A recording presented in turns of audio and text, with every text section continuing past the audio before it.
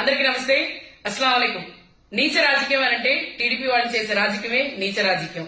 ఈ రోజు మీరు చూసుకుంటే గుంటూరు తూర్పులో ఏం చేయాలో తెలియక ఉక్కిరి బిక్కిరి అవుతున్నారు. ఒక మైనారిటీ మహిళ నాకు జగన్మోహన్ రెడ్డి గారు అవకాశం ఇచ్చి ఎమ్మెల్యే అభ్యర్థిగా నుంచోబెడితే వాళ్ళకి అటువైపు ఏంటంటే చెమటలు పడుతున్నాయి.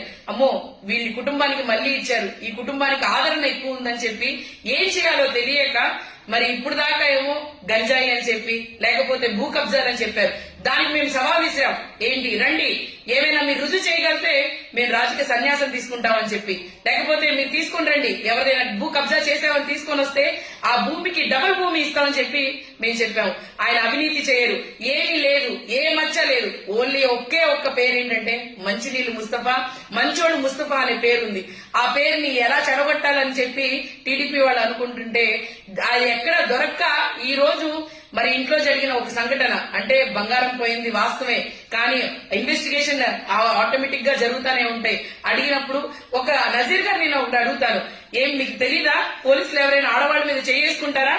చేసుకోరు. అలాంటిది పోలీసులు చేసుకున్నారని వాళ్ళది ఓ స్క్రిప్ట్ రాయించి చదివించి ఆమె ఈ రోజున బయటికి తీసుకొని వచ్చారు.